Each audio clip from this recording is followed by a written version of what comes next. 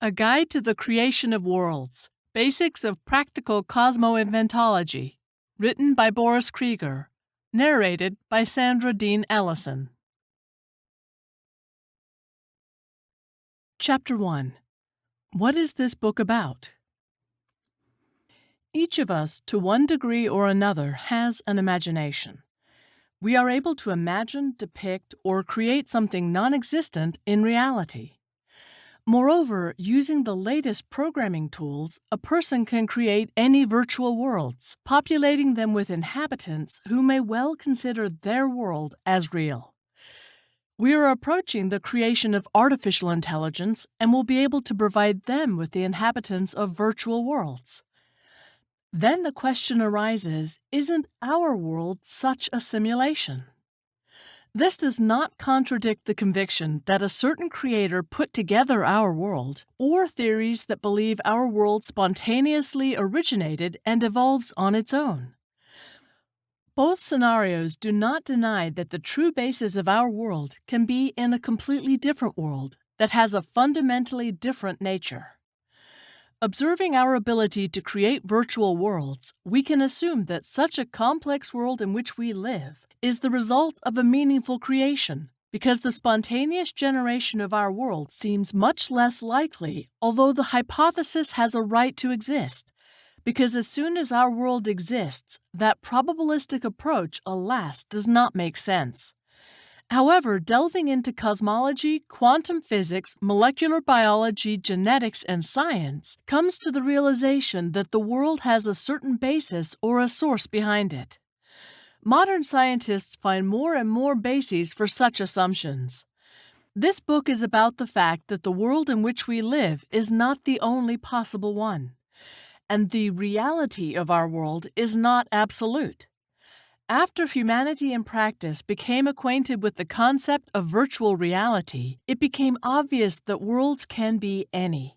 At the same time, what the other world could be is unlimited. The laws of physics and morality of our world are inherent only in our human perception of this world. They do not dictate what the world should be like, but only are our attempt at knowing and understanding it. Worlds are above all as they are intended, but the laws of physics, morality, philosophy, and any knowledge inside these worlds are secondary and only try to describe the arbitrary act of creation of a certain world. The only limitation is that it is impossible to prove the existence of a certain basic reality, an absolutely real world, on the basis of which other worlds are created. Consequently, no creator can prove that he himself is not the creation of another world and that his own world in turn is not the result of creation. Moreover, one can imagine a closed chain of worlds that create each other. That is, a world that seems to be basic is the result of the creation of one of the worlds in turn created by him. This book raises questions why our world is such and not different, showing a lot of opportunities to create other worlds, in some ways similar, and in some things fundamentally different from ours. The book offers the highest moral law of the creators, not to create imperfect worlds painful for their inhabitants. Chapter 2. Why to invent worlds? What is the universe? The new science of creation, invention of the worlds, can be called cosmo-inventology, from the Greek word cosmos for the world, and the Latin word for invention. Based on our experience, sensation, and acquired knowledge, the world is that within which we exist. That is, what encompasses us, and at the same time extends beyond our limits. We comprehend the world with the help of the sense organs, sometimes equipped with instruments, but always remaining the final authority and instrument of our perception, and hence the formation of the idea of reality. Mentally, the world can be viewed from 3 points of view. Our natural point of view, the inhabitant of this world, subjective reality.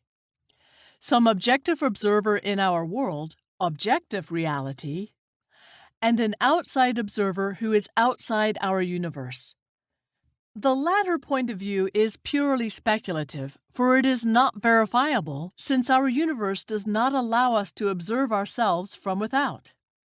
In general, the possibility of such observation is doubtful, but it is quite acceptable as a mental exercise. Moreover, it is not at all important to consider our creation as the result of an act of creation or spontaneous generation and development. The difference of approaches does not affect the possibility of the existence of these three points of view. Although, of course, the very concept of the universe arises here as the result of belief in the creative process of a certain creator or meaningful creative power. Realization is characterized by the reconstruction of reality in our consciousness, and only then its analysis. One way or another, we can claim that the very process of our perception and analysis of reality consists in recreating it in our consciousness, and therefore we, whether we like it or not, recreate the world in ourselves. That is, our consciousness creates a certain world which we believe corresponds to the real world. For simplicity, take a photo. By taking a picture of a broken tree and showing the picture to another person, we allow him to come to the correct conclusion that the tree was broken without directly watching the real tree. That is, we create the image of the tree in the figure, and this image may or may not have a prototype in reality. Moreover, the pattern in both cases will be the same. A person reviewing our drawing will not be able to reliably state whether the tree depicted by us actually exists or is a figment of our imagination. Since ancient times, such an act of recreation was drawing. So cave paintings carry certain information about animals affected by spears. We can recreate the images of these animals in our minds and make a correct conclusion that somehow an animal existed that was hit by an object called a spear. So by sketching or photographing, we recreate the world, and based on this image, our senses, in this case vision, recreate the image in our mind and allow us to analyze it. Moreover, at a certain moment, it becomes completely irrelevant whether there is a broken tree or a dead beast in reality. Our perception and analysis will take place in exactly the same way. That is, we, in our own way, create certain elements of the world, transferring their mapping or imagining them to paper.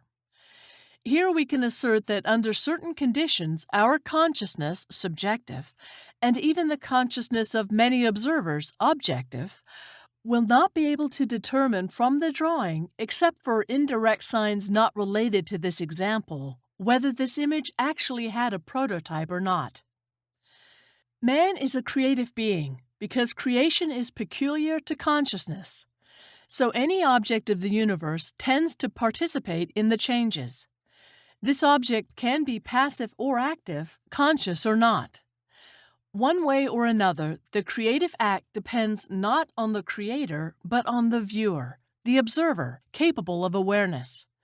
Thus, such an inanimate phenomenon as the formation of clouds or frost on the glass can create images that will be understood in our consciousness, and then we will become co-creators of these images. And here it is important to emphasize that the creator of the image, that is not only us, but also an unconscious material phenomenon. Without this basis, creating something that has not existed until now, clouds or frost, we would not have the impetus and the basis for the awareness and creation of some kind of meaningful image. That is, even an object or process completely unrelated to life has an inevitable creative impulse. On the other hand, even the most ingenious work of the artist is not creativity in the absence of the viewer. Without an observer, his canvas is just a piece of matter with chemical compositions applied to it, because there is no one to perceive and realize them in the form of paints and even less images. So, the main and only co-creator of our universe is our consciousness. We are constantly in the process of creation, or at least we are co-creators of the universe, and if the presence of the Creator is subject to numerous doubts, then our role as co-creators is completely obvious. In this case, we are even more creators than the Creator himself, because without our understanding, the world has no meaning. The world becomes a world only when there is a witness to it. Our own meaningful and conscious existence does not cause us any doubt, thanks to the assertion of Descartes that if we think, then we exist. So the process of reflection is equated with the process of existence. Putting ourselves in the place of the Creator, we can better understand our world. As N. Karamzin wrote, "I think it would be better to observe the great universe as it is, and as far as it is available to our eyes, look at how everything happens there, rather than think about how everything could happen there. And this often happens with our philosophers." However, mentally taking the place of the Creator in our world, we can try to imagine what motives he could have been guided by, creating the world in this way and not otherwise. Again, imagine a certain megalith standing in the middle of a field. It can be considered in two ways: as a stone lump randomly brought by the glacier, or as a man-made object, or at least an object processed by human hands, built on the basis of certain motives. In the first case, thinking about motivation is meaningless, because however unlikely it may be, the artifact was formed by chance. In the second, everything is much more complicated, because by artifact we have to judge the motives of those who created it. If it is still possible to assume that a single megalith could be brought by a glacier, and then such a structure as Stonehenge could not be formed naturally, in any case the probability is minimal. What can be said about the complexity and non-randomness of the universe we observe? Assuming that it was created, we need to reflect on the motives of the Creator. Comparing our capabilities to create any worlds in our imagination, to embody them on paper or even in the form of computer simulations, we can easily assume that the Creator of our world had no limitations, and that the world was created in such a way and not otherwise, to lead us to think about what our Creator is, what are his personal preferences expressed in his creation. Considering the world as a result of meaningful creation, we can overcome the illusion of the inevitability of the structure of our world as the only possible one.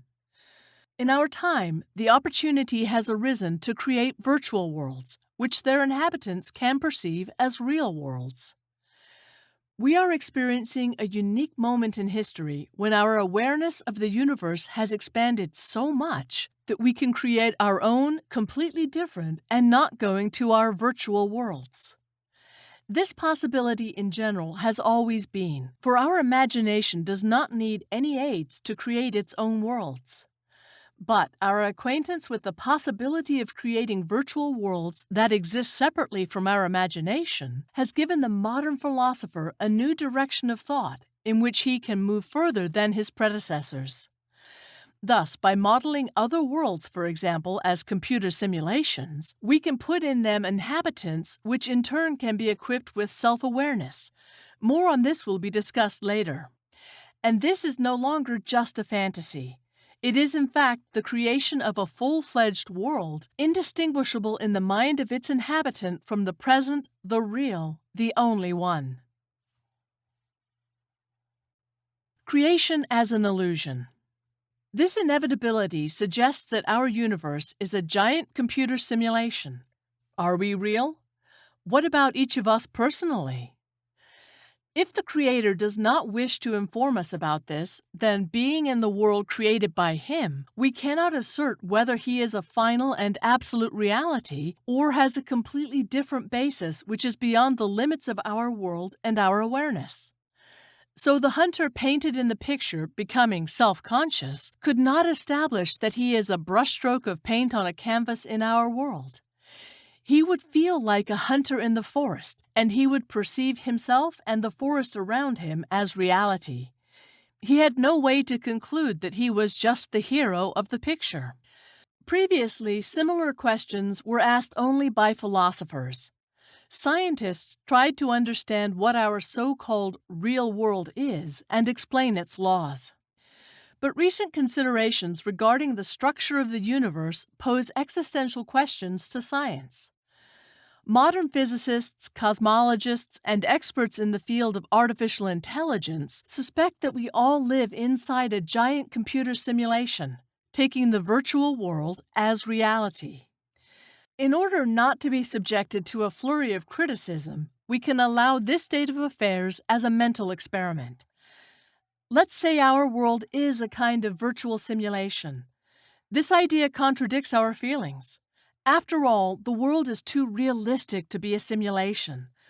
The severity of the glass in hand, the taste of tea poured into it, the sounds around us.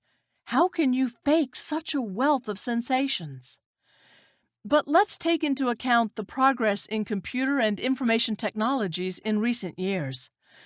Modern video games are populated by characters that interact realistically with the player, and virtual reality simulators sometimes make it indistinguishable from the world outside the window. It is necessary to create a program not for the game, but as a scientific experiment in which every inhabitant will be provided with a sub-program simulating our consciousness, albeit in a simplified form. And in principle, such a world will turn from virtual to full and real in terms of perception and awareness of this sub-program beater. In the fantastic movie The Matrix, this idea is formulated very clearly. People there are enclosed in a virtual world that is unconditionally perceived as real. But if people are replaced by sub-programs, then no material biological creatures will be needed. And The Matrix is not the first film exploring this phenomenon of an artificial universe. All these dystopias raise two questions. How do you know that we live in a virtual world? And is it really important? The version that we live inside the simulation has powerful supporters. As American entrepreneur Elon Musk said in June 2016, the likelihood that our world is a virtual simulation is very high, at least billion to 1. A technical director of Google in the field of artificial intelligence, Raymond Kurzweil, suggests that perhaps our entire universe is a scientific experiment of a younger pupil from another universe. Some physicists are ready to consider this possibility. In April 2016, scientists took part in the discussion of this topic at the New York American Museum of Natural History. Cosmologist Alan Guth from the Massachusetts Institute of Technology suggests that the universe can be real, but at the same time it is a laboratory experiment. According to his hypothesis, our world was created by some supermind, just as biologists grow up colonies of microorganisms. In principle, there is nothing that would exclude the possibility of creating a universe as the result of an artificial Big Bang, says Guth. The universe in which such an experiment would have been conducted would have remained unharmed. A new world would form a separate space-time bubble which would quickly separate from the maternal universe and lose contact with it. This scenario does not affect our lives. Even if the universe originated in the tube of a supermind, physically it is as real as if it were formed naturally. But there is a second scenario that attracts particular interest, since it undermines the very foundations of our understanding of reality. It is not excluded that our universe was created artificially, but by whom? Musk and other supporters of this hypothesis claim that we are entirely simulated creatures, just streams of information in a giant computer like video game characters. Even our brain is a simulation that responds to artificial stimuli. In this scenario, there is no matrix from which to get out. Our whole life is a matrix beyond which existence is simply impossible. But why should we believe in such an intricate version of our own existence? The answer is very simple.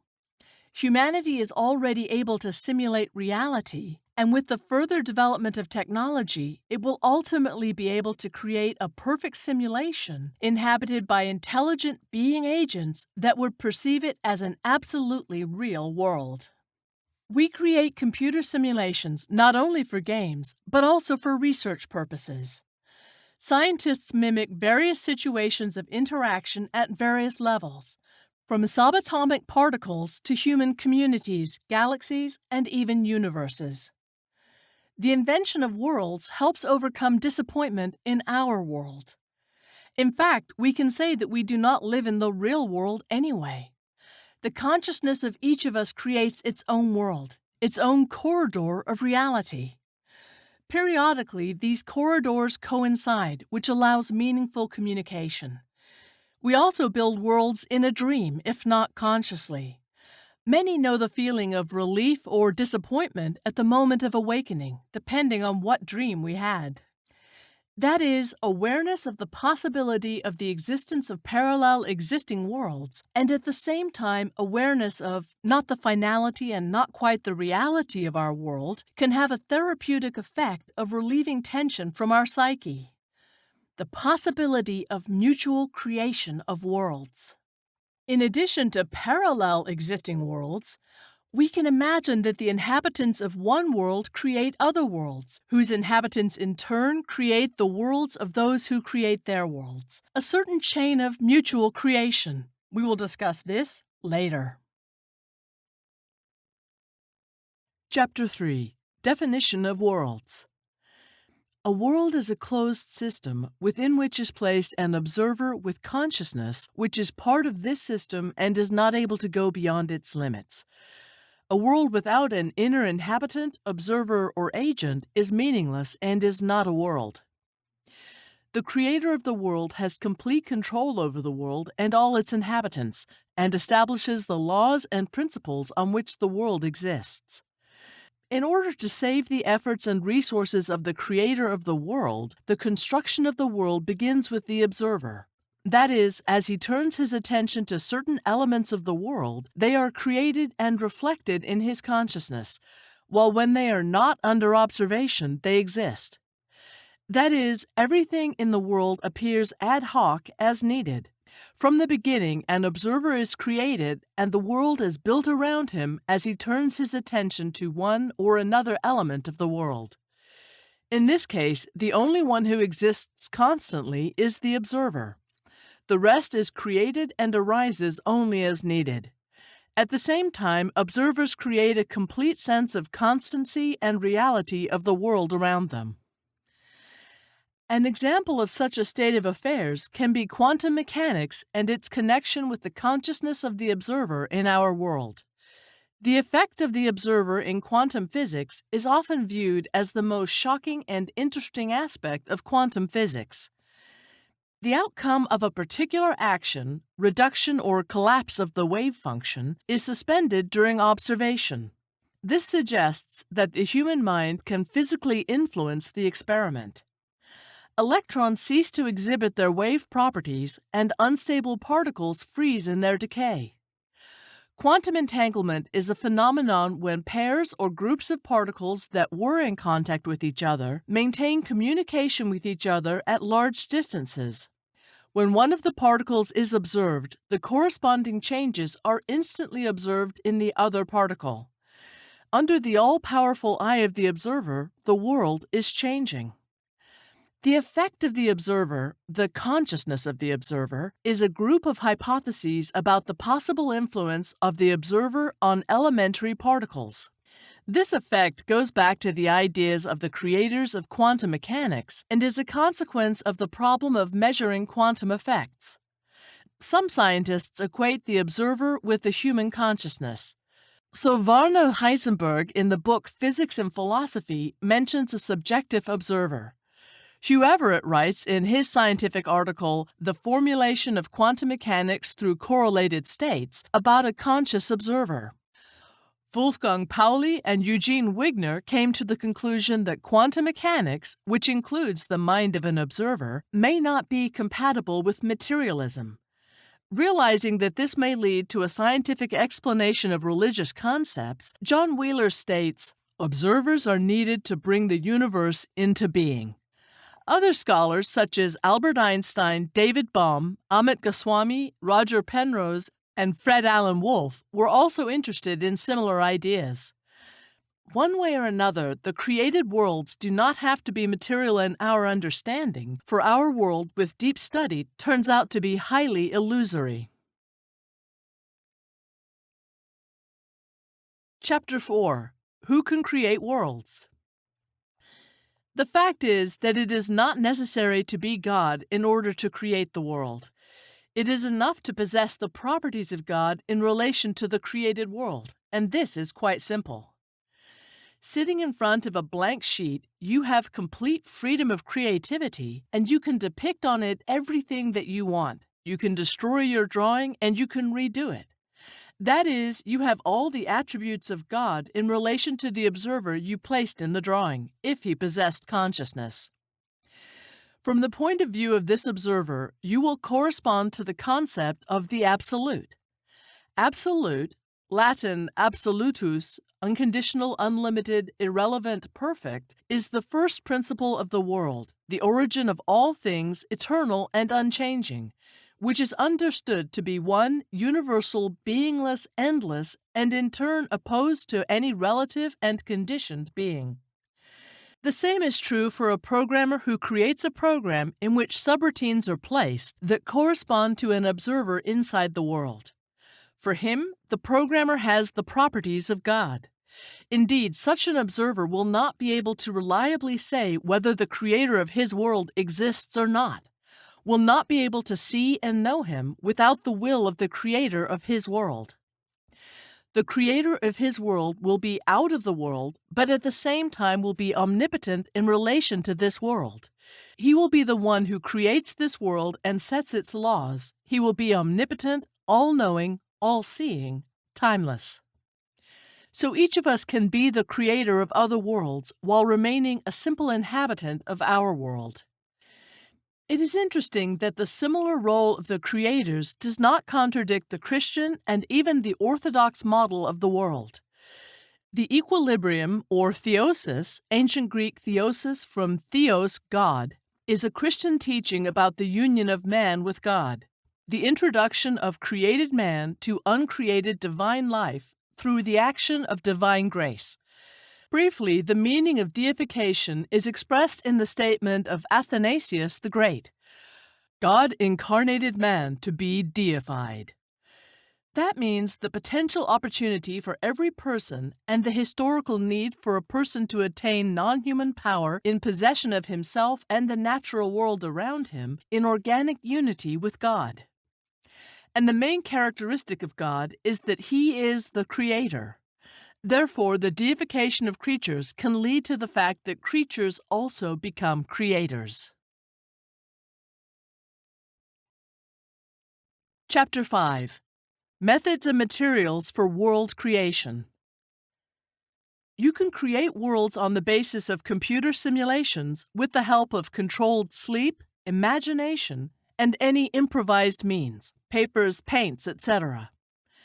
We can distinguish the following areas that allow us to enter beyond the bounds of objective reality: computer technologies, dreams, some literary works and films, fairy tales, fantasy, and adventures, ideas with deliberate deception, tricks or scams, suggestion, hypnosis, religious revelations, the impact of psychotropic means, drugs and alcohol, the impact of natural phenomenon, such as a sudden pressure drop, mental illness, clinical death, etc.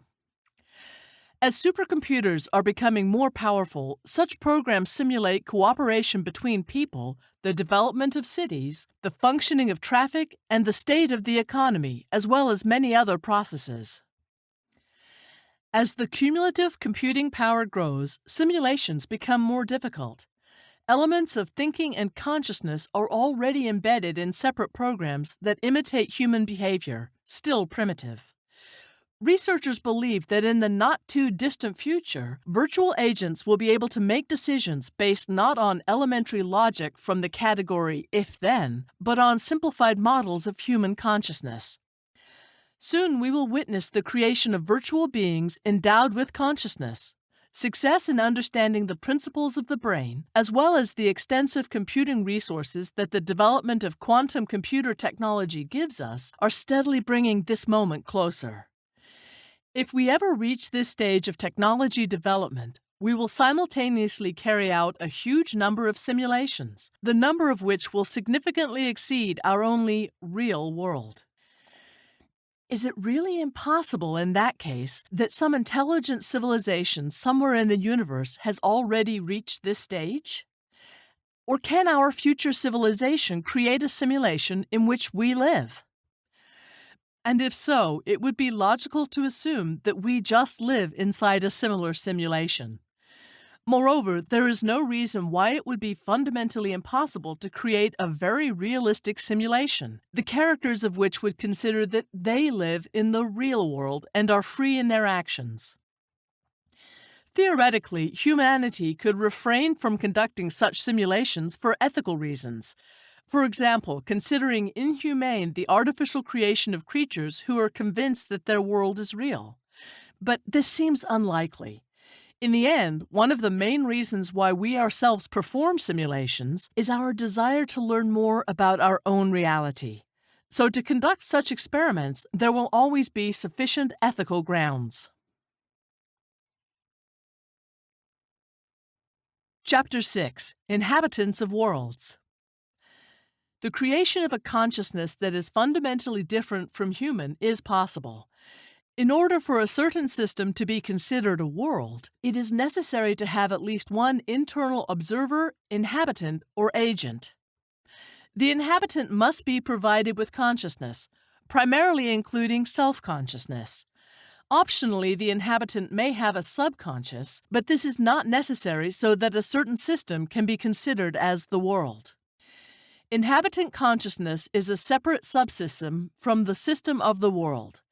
It should include the possibility of perception, reflection of the inner elements of the world, awareness, analysis of these elements, assigning a unique interpretation and the ability to adapt to changes in this world, one way or another reacting to them. That is, the property of consciousness is the ability to constantly bring its inner picture of the world into harmony with the surrounding reality and thus predict future events and adapt to them. In order to assess the correctness of perception and adaptation, consciousness must have a feedback device, an emotional response system thanks to which something is acceptable to an individual and something is unacceptable. If the individual is good, then nothing needs to be changed. If it is bad, then there is an incentive to change the adaptive model. Consciousness should be characterized by intentionality, from the Latin intentio, intention. A concept in philosophy meaning the central property of consciousness, to be directed at some object or element of the world. This makes consciousness individual. Consciousness reflecting, analyzing, and reacting to all elements can be considered world intelligence. But being immersed in this world, it requires creating and maintaining all elements of the world, while for the existence of individual consciousness of the inhabitants of the world, it is enough to create elements that become the subject of their attention, intentionality, as needed, which is much more economical and rational. Does such a narrowly focused individual consciousness have flaws? Of course, the main one is the incompleteness and inaccuracy of any personal picture of the world. Another lack of consciousness is that it is not omnipotent, although it can create the illusion of omnipotence, potentially having the ability to pass through itself 100% of all new information. However, he does not have such physical ability. As for the subconscious, it may be present or absent in the created individuals. For example, human consciousness is an evolutionary new instrument that at some point was built over the unconscious part of the psyche. What creatures had their consciousness for the first time, and whether certain animals possess consciousness is a separate, very interesting, and far from understood question. Unfortunately, there is still no scientific tool for communicating with animals, be it cats, dogs, or dolphins, and therefore we cannot find out to what extent they possess consciousness. At the same time, the unconscious, that is, the resources of the psyche which are beyond the limits of consciousness, are preserved in man in full. It is impossible to estimate the size of the unconscious or control its contents. Consciousness does not allow us access there. It is generally accepted that the unconscious is infinite, and that this mental resource comes to help in situations where resources of consciousness are not enough. Help is given to us in the form of processes, the results of which we notice, but the processes themselves are not. A textbook example is the periodic table of elements that Dmitri Mendeleev, after much agonizing reflections, allegedly saw in a dream. But one way or another, the presence of an individual or social subconscious is not necessary for the creation of the world. Having a functioning consciousness makes it easy to create self-awareness. It's just that consciousness itself is put forward as an object of attention of consciousness, and thus the individual, the inhabitant of the world, is able to reflect on himself, analyze himself, and react to his thoughts. So the presence of consciousness and self-consciousness of the inhabitant turns into a separate world, any system in which this inhabitant is closed. The ban on going beyond the world is due to the difference in the nature of the foundations of this world and the world in which it was created. For example, the basis of the virtual world in a computer is the electrical processes that take place in microchips that have a completely different nature than the images of the virtual world. For example, the ocean or clouds reproduced on a computer screen. Therefore, it is impossible to leave the virtual world. It's reigning in our world. On the other hand, direct access from our world to the virtual world by means of the physical means of our world is also absolutely impossible, as it's impossible to disperse ritual clouds unless, of course, technical support does not translate the blow in the form of electronic signals. That is, for the intercourse of the virtual and ordinary world, a translation from one basis to another is necessary. Chapter 7. How to Create a Creator. Already since the end of the 90s of the 20th century, the series of computer games called Civilization has been and is constantly being improved. This is a turn-based strategy game. The player controls civilization throughout all historical time, from the ancient world to the present. Management includes the economy, religion, politics, military action, trade, the study of new territories and new technologies, and other civilizations compete. Games are characterized by the presence of a population, a tiled and a generated map, cities with buildings, combat units, diplomacy, and a tree of technologies. In an enhanced version of Sid Meier's Civilization V: Gods and Kings, players can initiate their religion and change its qualities and beliefs. These beliefs affect the play and distribution of religion, which generates a resource of faith similar to the resources of culture and science. With the help of the great prophets, missionaries, and inquisitors, the player can spread and control religion. Religion has the greatest influence on diplomacy and international relations in the first two-thirds of the game, while its effect will drop significantly as the modern era approaches. The supplement includes 11 religions, Buddhism, Taoism, and others. The player has the ability to rename their religion. It is necessary now to add self-consciousness to the inhabitants and create the corresponding world intelligence, instilling in him that he is truly omnipotent, omnipresent, unborn, uncreated, eternal God, to supply the game with a department of the other world, divided into heaven and hell, and our dear inhabitants dying with full confidence in the correctness of their beliefs. So we will create a creator who himself will be absolutely sure that he is a God. And for entertainment, you can create different gods who will not suspect the existence of each other, and virtual hell and paradise can also be organized according to the religious preferences of the dead. to fool everyone so much that it never occurred to them that it's just us having fun in our computer world. It does not matter what it will be called: God, world mind, world soul. The world soul, Greek yikzoimu, Latin anima mundi, German Weltseele, is in philosophy a single inner nature of the world conceived as a supreme living being God, possessing aspirations, ideas, and feelings. Many philosophies that deduce the unity of the world from the eternal realm of being, ideal or intelligible, recognized, however, the world soul that lives in all phenomena as a subordinate principle that perceives and realizes the highest ideal unity in the sensual area and in the temporal process. This view of the world soul was set forth in Plato's Timaeia, and then became one of the main points in the philosophy of Plato and the Neoplatonists. The universal soul, or absolute spirit, is in Hegel's philosophy that which lies at the basis of all that exists. Only he, due to his infinity, can achieve true knowledge of himself. For self-knowledge, it needs manifestation. Self-discovery of the absolute spirit, in space, is nature. Self-disclosure in time is history. History is driven by contradictions between national spirits, which are the thoughts and projections of the absolute spirit. When doubts disappear from the absolute spirit, he will come to the absolute idea of himself, and history will end and the kingdom of freedom will come. Wars between nations express the intense confrontation of the thoughts of the absolute spirit.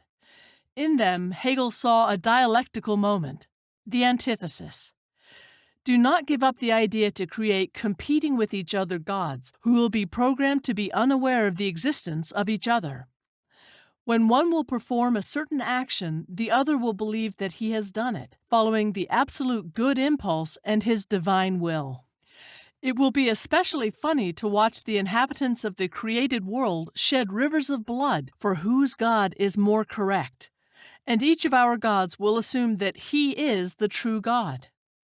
We will make such a God in the created world a certain similarity to the moderator-administrator, with the ability to answer or not answer prayers.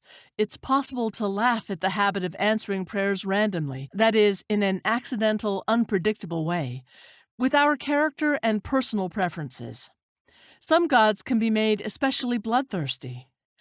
Exceptional pleasure will be delivered to us by the fact that at the same time they will be confident of their absolute kindness, and that they are no more and no less and are the highest embodiment of love. And the inhabitants for centuries will wrestle with how to prove the goodness of their God, that he is kind, contrary to what he will be programmed by us in reality. In our world, people call this occupation of theodicy, New Latin theodicia, God's justification, from the ancient Greek theos, God deity, and dike, right justice, a set of religious and philosophical doctrines designed to justify the management of a good universe deity despite the presence of evil in the world. In polytheism, responsibility for the existence of the world evil rests on the struggle of cosmic forces, for example, the ancient religion. But already in monotheism, which presupposes the elevation of a single deity over the rest of the pantheon, the problem of theodicy almost arises.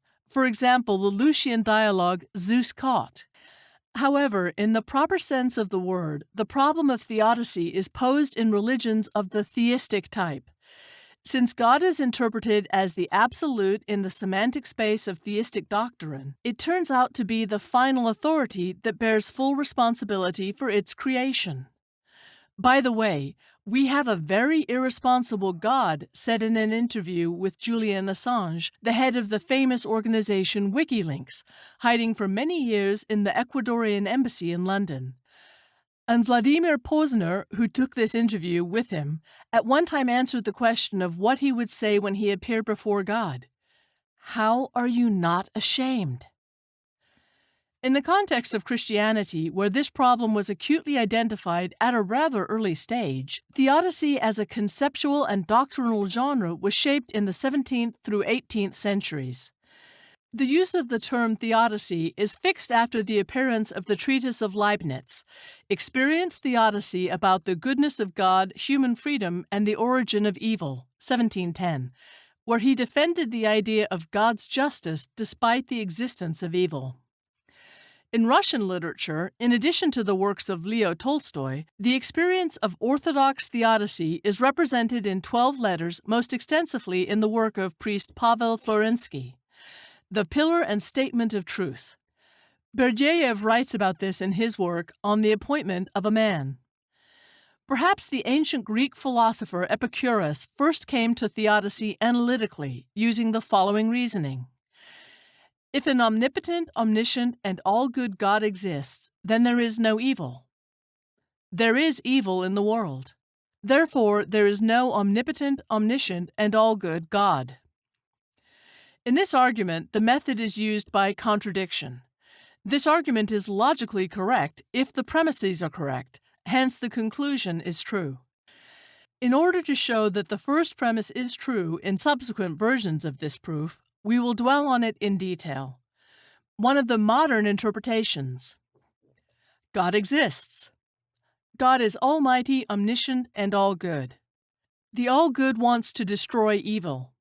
The all-knowing knows where the evil comes from and how it can be destroyed. The Almighty is able to resist evil. God knows all the causes of evil, is able to prevent the appearance of evil, and wants to destroy it. If an omnipotent, omniscient, and all-good God really exists, then the existence of evil is impossible. But evil exists. Logical contradiction.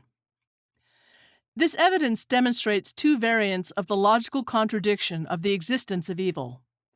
They show that the accepted judgments lead to a logical contradiction and therefore cannot be simultaneously correct. In philosophical debates, the most attention is paid to judgments stating that God and evil cannot exist simultaneously and that God wants to eliminate evil. On the other hand, supporters of theism, for example Leibniz, state the opposite. God can exist simultaneously with evil and use evil for good. An example of this benefit from evil is the free will offered by Alvin Plantinga. The first part of his argument states that moral evil is the result of free human activity.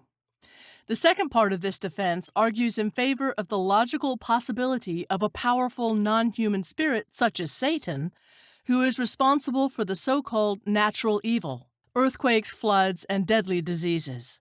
Some philosophers agree that Plantinga successfully solves the logical problem of evil, showing that the simultaneous existence of God and evil is logically possible, although some philosophers explicitly object.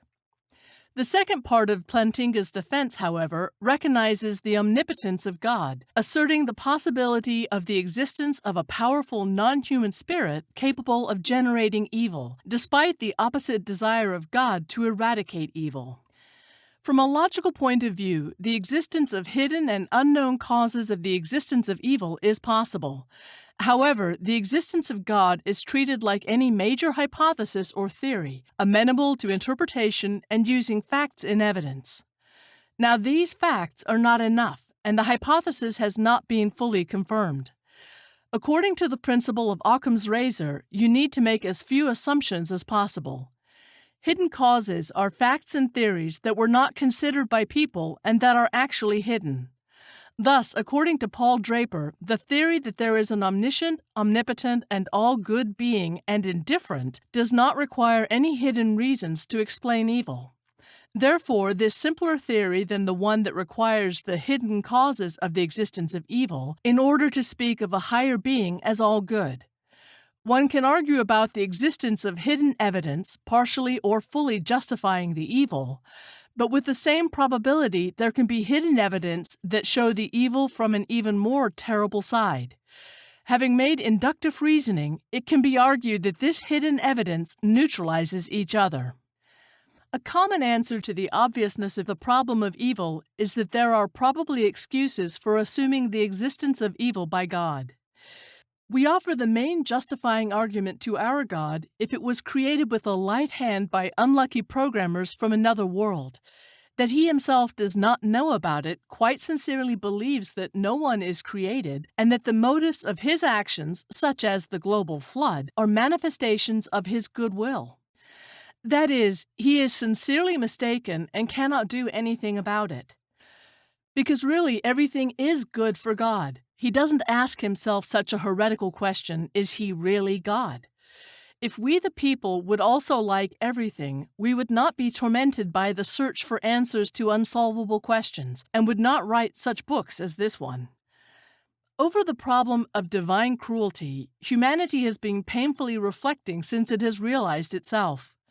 The pagans reasoned like this: there is suffering in the world because evil and no less powerful demons oppose good and powerful gods. But for those of us who believe in the one God, such an explanation fits badly. If God is all good and omnipotent, how can he allow so much innocent suffering in the world? If he does not want to stop them, then he is not at all good, and if he cannot, then he is not omnipotent. How many times have we encountered this logic? People are willing to come to terms with a lot of everyday troubles and even real personal tragedies, but when confronted with the utmost and senseless cruelty of Auschwitz or Beslan, any explanation stops working. God, why did you not do anything to save these children, or at least facilitate their death? Could they or their parents be so sinful to deserve all this? There is a book in the Bible that asks God exactly this question. This is the book of Job. It tells how every conceivable calamity befell a perfect, immaculate, righteous. He lost his wealth, children, and health, and his closest friends considered all this punishment from his sins and turned away from him. And then Job made a complaint to God. Why are you so with me? Marina Tsvetaeva wrote in one of her poems, it's time, and it's time to return to Creator the ticket. That is, not just to leave this world, but to bitterly reproach the Creator for the fact that this world is so hopelessly bad, and therefore it is impossible to remain in it. And Tsvetaeva was not the first at all. Long before her, Job also spoke. He is terrified, not only and not so much by the misfortunes that have befallen him, as by the fact that in general the world is evil, and there is no way to rid it of evil. Why do the wicked live, and by their old age their power only increases? Job's speeches begin with terrible words. He curses his birthday, even the night of his conception, in such words that remind us of the story of the creation of the world in Genesis. Glimpses of dawn shall not he see. He seems to want to roll the film back right up to the moment when the Creator created the light, separating it from the darkness, and began counting the days of this world. His own suffering is above all a question of his relationship with God. But how can a man before God justify himself? He flew at me like a whirlwind, multiplying my wounds without cause. Does not allow me to take a breath. Bitterness overwhelms me. It is to be measured with power mighty, whether to sue, but how to call him to court. He laughs at the despair of the innocent. Land is given to the power of the wicked, and he closes the eyes of the judges. And if not he, then who? He replies to reproaches of his friends.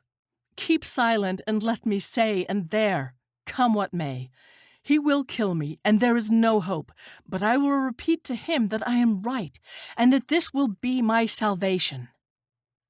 Job really insists on his own integrity and innocence, and the author of the book fully agrees with him. From the very beginning, he emphasizes that Job was a completely flawless man. This is probably the reason why this book sounds so sharply. It brings the tragedy of the situation to its final limit. It is no longer just a private injustice of fate, and it is a glaring and completely inexplicable example of undeserved suffering. In the end, Job's speech is nothing but a lawsuit to God. Here is my seal, and let the Almighty answer, let my accuser write a scroll. Job is not like an atheist. He does not have the slightest shadow of a doubt that God exists. However, in ancient times, few people doubted this.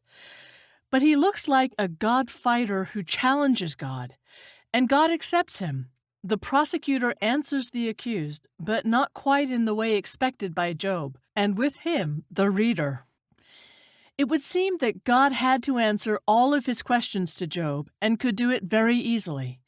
He could refer to the machinations of Satan. It is not by chance that he was mentioned at the very beginning of the book, or simply to say it was such a test. It seems like the exam passed. 5, well done. But God does differently. He himself brings down upon Job a question. Where were you when I founded the earth? Tell me if you know, and reasonable. You do not know who charted her size, and who pulled the cord over her into which her foundations were immersed, and who laid the cornerstone in the general rejoicing of the morning stars and the joyful cry of the sons of God. Have you ever commanded morning and dawn to appoint a place, so that she took the edges of the earth and wicked off the wicked people, transformed it like clay, like a seal, and burned it like a canvas? Does rain have a father? Who produces dewdrops? From whose womb does the ice come out, and who is carrying the heavenly frost when the waters of the abyss freeze like stone, hindering the surface of the abyss? Do you know the statutes of heaven? Will you establish their order on earth? These words reproach. Who are you, Job, to argue with God? But Job himself acknowledged this, and this is not the main thing here. God shows Job how difficult, but at the same time, this world is intelligently arranged. Man cannot command the dawn and the rains. He cannot even understand the nature of these processes. Of course, today we are much better at working in astronomy and meteorology, but these questions have been replaced by others, and people are still in amazement with many secrets of the material world. And if we are not able to regulate the movement of luminaries or clouds, can we measure good and evil? And then God says that not a single creature in this world was left by his care. Who arranges a hunt for a crow when its chicks cry out to God and search for food? Who set the mount free, delivered the wild donkey I put in the desert from its fetters? Job replies to God, I have heard only the rumor about you, but now I have seen it with my own eyes. Therefore I repent of the former, and repent amid dust and ashes. Well, he is crushed by the greatness of God, some commentators believe, and simply cannot find the words to express their feelings. It is unlikely that it is not at all like him. Apparently, Job really found what he was looking for, more precisely, the one he was looking for. Previously, when everything was good for him, he simply lived in his cozy world, where there was family, wealth, and religion. And only when everything became very bad, when he experienced the tragedies of other people and his own, did he turn to the living God with lively and sincere questions, and they did not go unanswered. In the end, Job's well-being was restored. He had new children, as if this could be compensation for dead children. Wealth came back, but the Bible mentions this in passing as something relatively unimportant. The book of Job is not about success and distress, but about the secret of suffering, which cannot be resolved with the help of simple answers and formulas, but can be a reason for the meeting of God and man. Wonderful! This is not only the answer, it is worse than the answer. It would be better for God to remain silent, as he does in all other cases.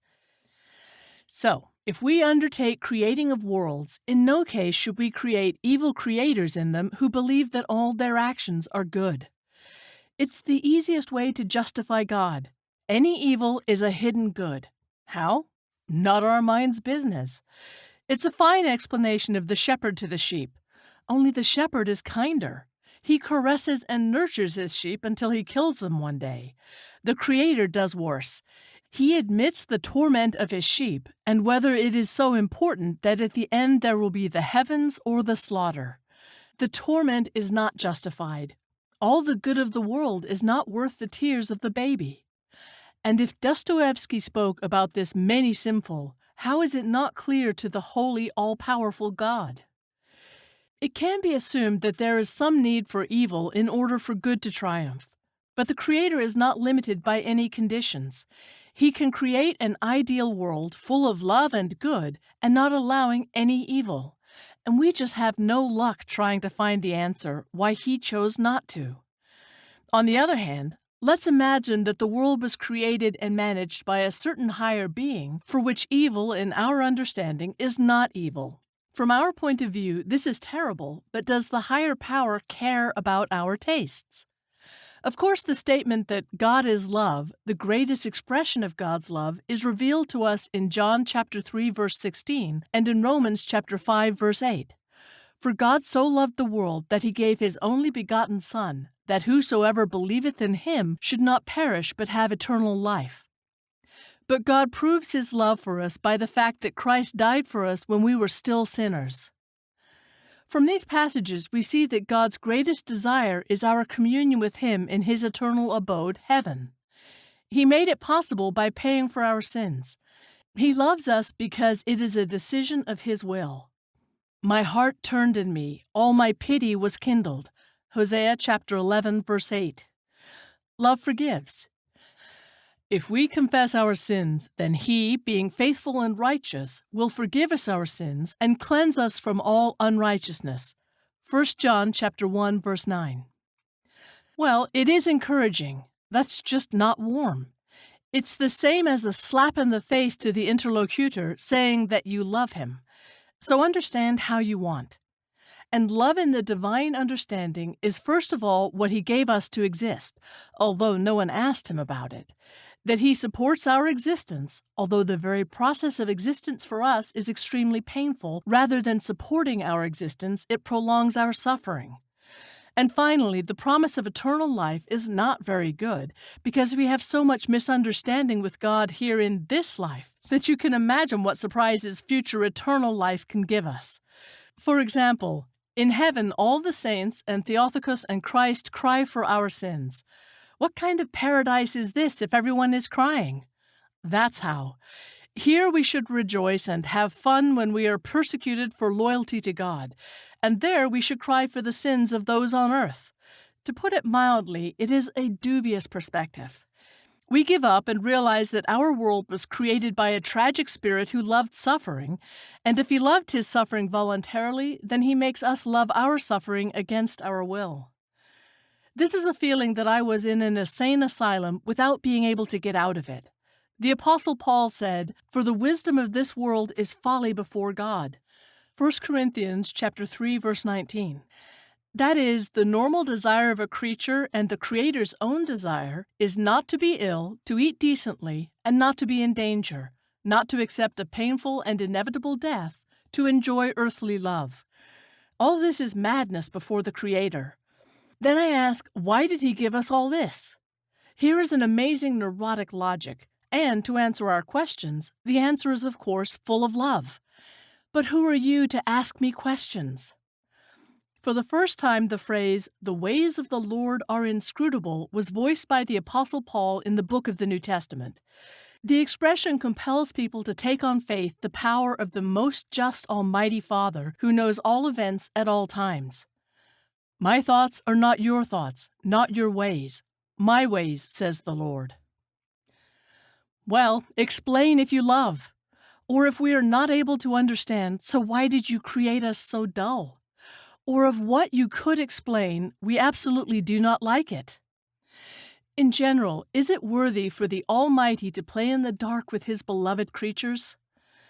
So it turns out that the original problem is not with us, not with our sinfulness, senselessness.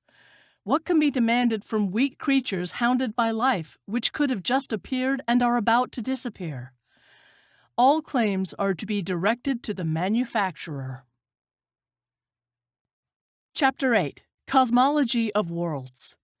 If we undertake to create virtual worlds, we can create any cosmology in them. For the sake of jokes, adapting it to the level of development of the inhabitants of our world. That is, in the primitive phase, you can throw the skin of a giant mythical animal with holes instead of the sky, through which the heavenly fire in the form of stars will shine through.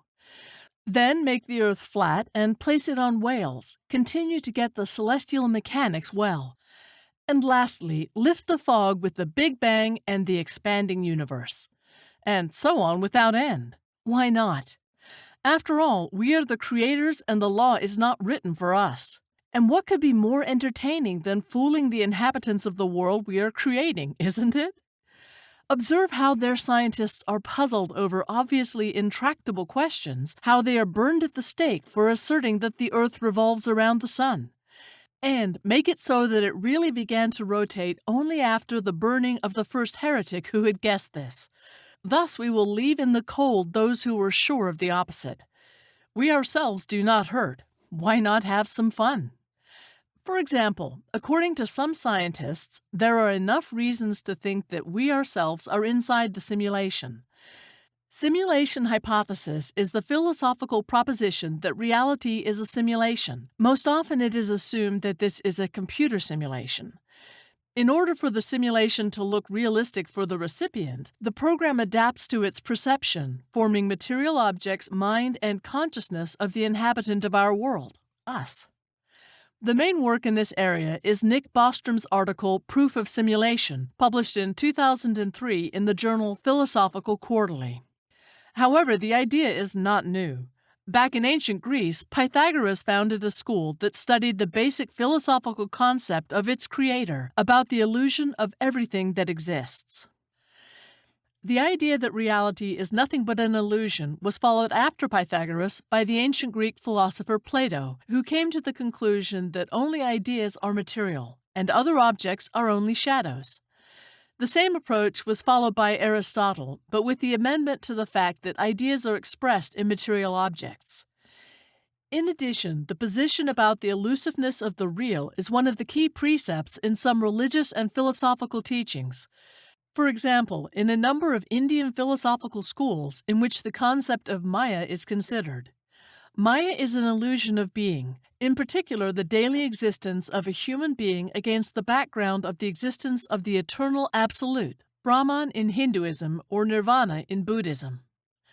With the development of digital technology, the theory that relativity is the product of a computer program that was written and implemented by some other civilization began to gain a large number of supporters. The emergence of the term virtual reality, proposed by inventor Jaron Lanier in 1989, was an important theoretical tool in the development of the simulation hypothesis and some other similar provisions. And indeed, our universe looks as if it was constructed artificially. The values of the fundamental physical constants are suspiciously ideal for the emergence of life in the universe. One may get the impression that they were intentionally established. Even small changes in these values would lead to the loss of stability by atoms or the impossibility of star formation. Cosmology still cannot convincingly explain this phenomenon. But one of the possible explanations is related to the term multiversity. What if there are many universes arising from events similar to the Big Bang, but obeying different physical laws? Randomly, some of these universes are ideal for the birth of life, and if we are not lucky enough to be in one of them, then we would not have asked the question about the universe because we simply would not exist. However, the idea of the existence of parallel universes is highly speculative. Perhaps it is more speculative than the assumption that the universe is a simulation. So there is a possibility that our universe is actually a simulation, the parameters of which are specifically set by the creators to get the results of interest, the emergence of stars, galaxies, and living beings. In the end, we can just as well assume that the parameters of the real universe in which our creators live were artificially set by someone. In this case, the adoption of the postulate that we are inside the simulation does not explain the riddle of the values of constant physical quantities. But on the other hand, the physics of the universe of our creators may be radically different from ours. Some experts, as evidence that something is wrong with the universe, point to very strange discoveries made by modern physics. Especially a lot of similar discoveries were given to us by quantum mechanics, a branch of physics operating with extremely small quantities. So it turns out that both matter and energy have a granular structure. Moreover, the resolution at which we can observe the universe has a minimum limit. If you try to observe smaller objects, they simply will not look sufficiently clear. These strange features of quantum physics can be just signs that we live inside a simulation. Just like when you try to view an image on the screen from a very close distance, it splits into separate pixels. But this is a very rough analogy. Scientists gradually come to the conclusion that the granularity of the universe at the quantum level can be a consequence of more fundamental laws that define the limits of knowable reality. Another argument in the favor of the virtuality of our world says that the universe, as it seems to a number of scientists, is described by mathematical equations. And some physicists go even further and argue that our reality is a set of mathematical formulas. Cosmologist Max Tegmark from the Massachusetts Institute of Technology emphasizes that such a result could be expected if the basis of the laws of physics were a computational algorithm. However, this argument threatens to take us into a vicious circle of reasoning. To begin with, if a certain supermind decides to simulate its own real world, it is logical to assume that the physical principles at the heart of such a simulation will reflect those that operate in its own universe. After all, that is what we do. In this case, the true explanation of the mathematical nature of our real world would not consist in the fact that it is a simulation, but that the real world of our creators is arranged in exactly the same way. In addition, the simulation need not necessarily be based on mathematical rules. You can force it to function in a random, chaotic way. The basis of the universe can be mathematics, some scientists believe. It would be unknown if this would lead to the birth of life in the virtual universe, but the point is that it is impossible to draw conclusions about the degree of reality of the universe starting from its supposedly mathematical nature. However, according to physicist James Gates of the University of Maryland, there is a more convincing reason to believe that computer simulation is responsible for the physical laws. Gates studies matter at the level of quarks, subatomic particles that make up protons and neutrons in atomic nuclei. According to him, quarks are subject to rules that somewhat resemble computer codes, correcting errors in data processing. Is it possible? Maybe it is so. But it is possible that such an interpretation of physical laws is only the most recent example of how humanity has interpreted the world from time immemorial, based on the knowledge of the latest advances in technological progress. In the era of the classical mechanics of Newton, the universe was represented by clockwork, and later, at the dawn of the computer era, DNA was considered as a kind of storage of digital code with the function of storing and reading information. Perhaps we just extrapolate our current technological hobbies to the laws of physics every time. Apparently, it is very difficult, if not impossible, to find convincing evidence that we are inside the simulation. Unless a lot of mistakes are made in the program code, it will be difficult to create a test, the results of which could not be found in any other, more rational explanation. Even if our world is a simulation, says Smoot, we may never find an unequivocal confirmation of this simply because such a task cannot be done by our mind. Indeed, one of the goals of the simulation is to create inhabitants who would function within the framework of established rules and not deliberately violate them. However, there is a more serious reason why we probably should not worry too much about the fact that we are only lines of program code. Some physicists believe that the real world, in any case, is exactly that. The terminology used to describe quantum physics is increasingly beginning to resemble a dictionary of computer science and computing.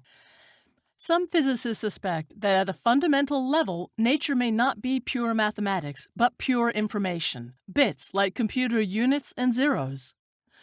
Leading theoretical physicist John Wheeler gave this guess: the name substance from information, it from bit. According to this hypothesis, everything that happens at the level of interactions of fundamental particles and above is a kind of computational process. The universe can be seen as a giant quantum computer, says Seth Lloyd, a staff member at the Massachusetts Institute of Technology. If you look at the internal mechanism of the universe, that is, at the structure of matter in the smallest possible scale, we will see quantum bits participating in local digital operations. Thus, if reality is only information, then it does not matter whether we are inside the simulation or not. The answer to this question does not make us more or less real. However, we simply cannot be anything other than information. Does it matter to us that this information was programmed by nature or by some kind of supermind? Hardly. Well, except in the second case, our creators are theoretically able to intervene in the course of the simulation and even stop it altogether. But what can we do to avoid this? Tegmark recommends that we all lead an interesting life whenever possible, so as not to bore our creators. Of course, this is a joke. Surely any of us will have more compelling motives to live life to the fullest than the fear that otherwise we will be wiped out. But the question itself indicates certain flaws in the logic of reasoning about the reality of the universe. The idea that some experimenters of a higher order will eventually get tired of messing with us and they decide to start some other simulation is too anthropomorphic. Like Kurzweil's statement about our universe as a school experiment, it implies that our creators are just capricious teenagers having fun with game consoles. Of course, any attempt to imagine how the supramental beings could act will inevitably lead to an extrapolation of our own experience, but this does not negate the unscientific nature of this approach. The universe can be represented in the form of a quantum computer, but what will that give us? Probably it is not by chance that many advocates of the idea of a comprehensive simulation admit that in their youth they avidly read science fiction. It is not excluded that the choice of reading predetermined their adult interest in the problems of extraterrestrial intelligence, but it also prompts them to put their thoughts in the usual forms of the genre. Harvard physicist Lisa Randall cannot understand the enthusiasm with which some of her colleagues are worn with the idea of reality as total simulation. For her, this does not change anything in the approach to perception and exploration of the world. According to Randall, it all depends on our choice. What exactly is meant by so-called reality? Elon Musk is unlikely to think all day long that the people around him, his family and friends, are just constructs consisting of data streams and projected into his consciousness. In part, he does not do this because constantly thinking in this way about the world around him simply will not work. But much more important is what we all know at heart.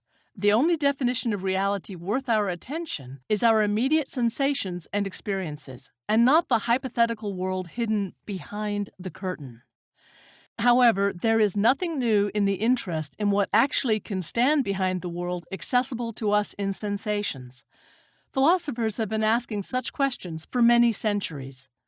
From our point of view, the quantum world is illogical. Even Plato believed that what we accept as reality could only be shadows projected on the wall of the cave. According to Immanuel Kant, although something in itself underlying the images we perceive can exist, it is not given to us to know it. René Descartes' famous phrase, "I think, therefore I exist," means that the ability to think is the only clear criterion of existence. The concept of the world as a simulation presents this old philosophical problem in the modern high-tech wrapper, and there is no great misfortune. Like many other paradoxes of philosophy, it makes us look critically at some ingrained perceptions. But until we can convincingly prove that deliberate dilution of reality and the sensations we experience from it leads to obvious differences in our behavior or in the phenomena we observe, our understanding of reality will not change in any significant way.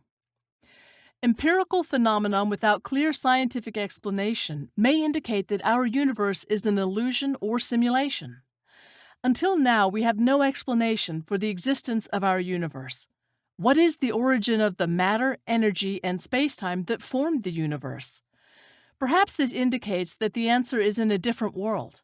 Just as a denizen of a computer simulation cannot explain the existence of his world without realizing that his world has a completely different and inaccessible to him material basis, computer chips of our world, so perhaps we cannot understand the true causes of matter. The Big Bang Theory has many inconsistencies and explains almost nothing. Rather, it resembles the observer's theory in a one-dimensional world that the inclined plane along which it moves arose as the result of some kind of explosion. Why in the observable universe is there much more matter than antimatter? There is also a volitional act. It will be so, and not otherwise. But how do you explain that we, the creators of your world, do not care about us? The explanation that then the whole universe would be annihilated will not work either. It is the same thing as saying the universe exists because it exists. Why is the speed of light in a vacuum maximal, finite, and constant in our universe, and is very small relative to the size of our universe? So the distance to the nearest Andromeda galaxy covers the light for 2 billion years. And to come from the most remote corners of the universe we observe, it took more than 13 billion years, 3 times longer than the Sun and the Earth have existed. That is, such a limitation of the speed of information transmission allows, in principle, not to create any universe at all. Anyway, the observer, that is, we, in principle will never reach there and the signal will not be sent. Although, on the other hand, we know that according to Einstein's general theory of relativity, the closer the object moves to the speed of light, the slower time passes for it, which allows a living observer to climb quite far during the period of his life. But here the possibility of accelerating a macro object to the speed of light is in doubt. So the speed of light is determined by the will of the creator of the world as a fundamental physical constant, which is exactly equal to 299,792,458 meters per second. That is mentally accepted as a constant, and on this postulate, as well as on the idea that all inertial reference systems are equal, Albert Einstein built his own special theory of relativity, which no one can refute for 100 years. But why, in fact, is it so constant, so maximal, and so finite? There is no answer. It is just an axiom, that is, an assertion on faith confirmed by observations, but in no way logically or mathematically deducible. And it is likely that it is not so true, but no one has yet been able to refute it by any experience. Why does zero vacuum energy not lead to a large value of the cosmological constant? What cancels this dependence? Estimated distribution of dark matter and dark energy in the universe are as follows: 74% dark energy, 22% dark matter, 3.6% intergalactic gas, and 0.4% observed stars. What is the cause of the observed accelerated expansion of the universe, de Sitter phase? Why is the energy density of the dark component of the energy the value of the same order as the density of the substance at the present time, whereas these two phenomena have evolved completely differently over time? Maybe it is because we are observing at the right time. Is dark energy a cosmological constant, or is it a dynamic field, some kind of quintessence such as phantom energy? What is dark matter? Is it related to supersymmetry?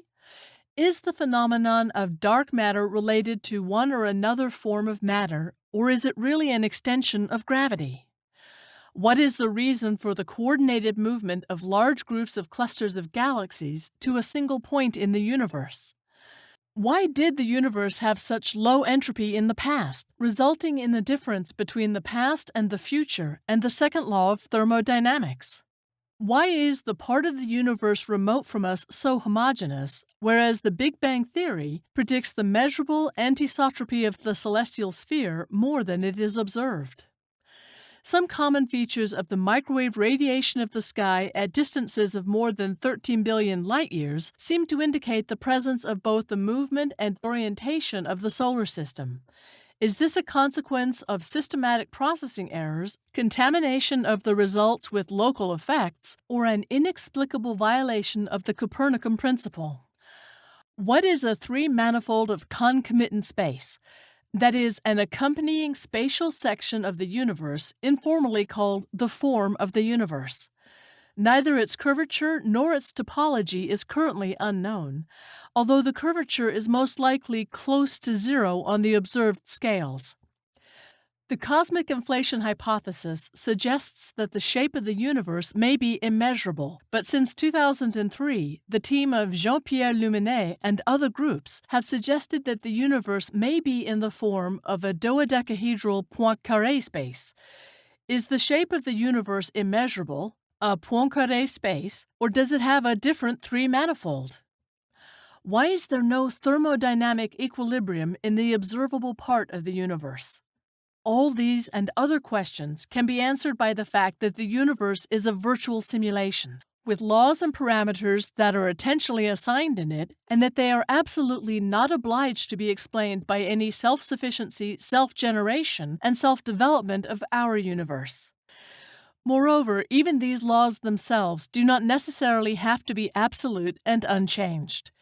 In accordance with his free will and the power of the creator of our world, a certain creator can completely arbitrarily create any phenomena and the objects that our scientists will call paradoxes for centuries. Indeed, are there too many questions and inconsistencies for a self-sufficient, self-generated world?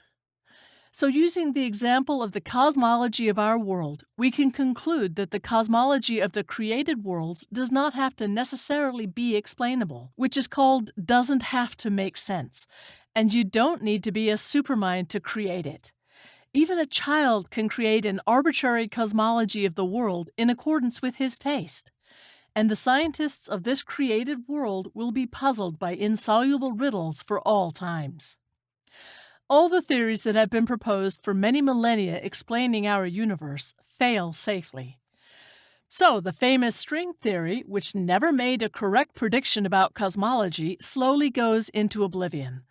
The so-called exceptionally simple theory of everything is now coming into fashion, a unified field theory that combines all the known physical interactions that exist in nature proposed by the American physicist Garrett Lisi on November 6, 2007.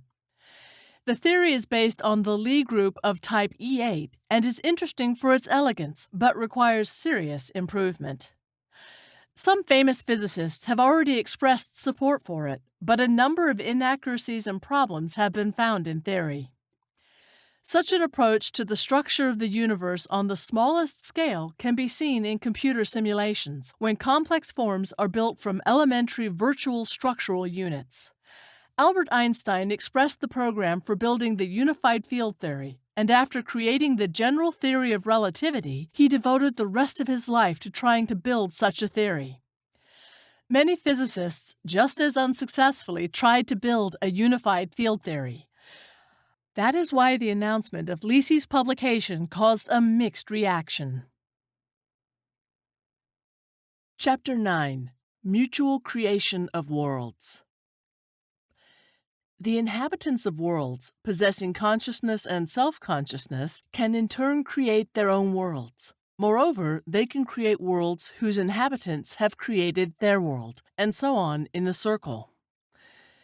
For simplicity of perception, let us imagine the orphan from birth who created in his imagination the image of his mother, or the believer who created in his imagination the image of God the Creator who created him. If these examples are translated into a more complex virtual reality environment, then we can offer a model in which the creation of worlds is mutual. And you can indefinitely lengthen the chain of creation of worlds, and thus we cannot really say with certainty that this world, having created another world, is not an indirect creator of itself. Known since ancient times in Egyptian, Vedic, and many other cultures, the symbol of Ouroboros, from Uri, tail, and Vora, food or prey, is a coiled serpent or dragon biting its tail. It is one of the oldest symbols known to mankind, the exact origin of which, historical period and specific culture, cannot be established. This symbol has many different meanings. The most common interpretation describes it as a representation of eternity and infinity, especially the cyclical nature of life. The alternation of creation and destruction, life and death, constant rebirth and death. You can offer a different interpretation of this symbol, the name of which seems to be incorrect. Why would a snake bite its tail? The snake gives birth to itself from its own mouth. Something similar happens when a snake comes out of its own skin, only without isolation. Moreover, it is known that the no less well-known notion of the Logos word, the current force of creation of the world. In the beginning was the Word, anarche in o Logos, Gospel of John, chapter 1, verse 1, and the Word proceeds from the mouth. Physical laws of worlds. The world in which we live seems to us harmonious and natural. In whatever world we live in, we would perceive it as habitual and therefore in harmony with us. However, the world is full of contradictions, which we are trying in vain to explain. It seems that the creator of our world was not too worried that his world fit into well-proportioned physical systems. It seems to us that if the physical laws were different, then the world and we could not exist in it. This is because we believe that the world is governed by certain laws and they are above the world. This is not true. Physical laws are only human reasoning about the world, designed to explain and predict the phenomena observed in it. Now, appear something completely inexplicable, first the physicists will call it a paradox, and then they will come up with an explanation, trying to link this paradox with all other observations.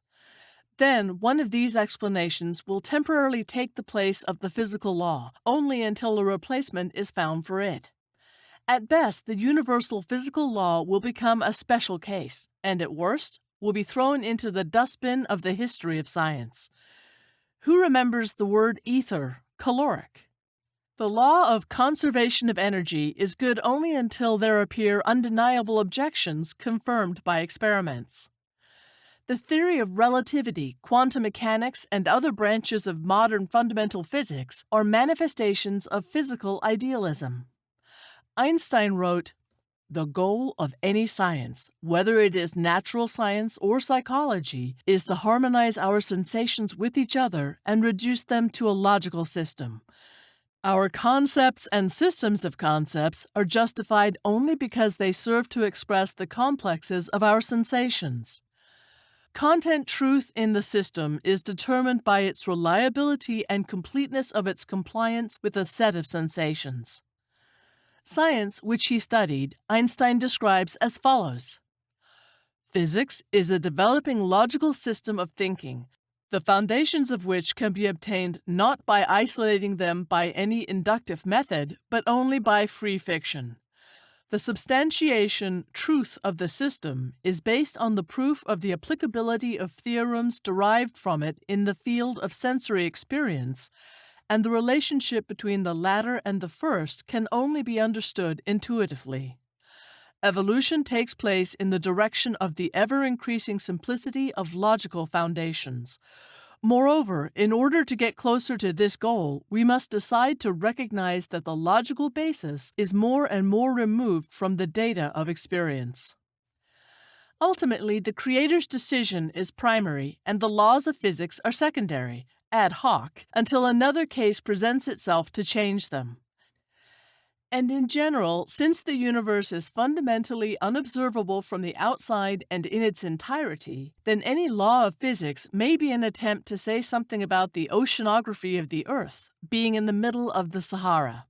The desert is very large, but the idea that the entire surface of the Earth is a desert will be false. Let's create such a force of gravity and a low density of atmosphere so that in any awkward fall, the inhabitants of our world would break their limbs. We will not create a habitat for them, as in water, where the density of the environment does not allow its inhabitants to fall to the bottom and break all their bones. Let's create electrical discharges in the form of lightning. This is spectacular, and, by the way, all spontaneous fires can be blamed on them.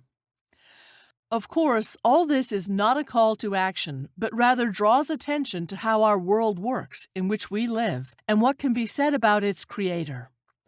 So we can assign any physical laws for the worlds we create. Moreover, we may well not worry about all the laws of physics, wondering, how is this possible? First of all, only our unlimited will of the creator is important. And the explanation of our creation lies on the shoulders of the unfortunate physicists and philosophers who inhabit the world created by us. And that is because we do not care about them, is it not? Why should we look back at them, make the nature of our world convenient for comprehending, describing and systematizing them? And these scientists do not need to be supplied with particularly sensitive organs of sensation, a priori knowledge, intuition, and overly developed intellect. So let them suffer. It seems so funny. Moral laws of worlds. To invent moral laws for the inhabitants of our worlds is especially entertaining.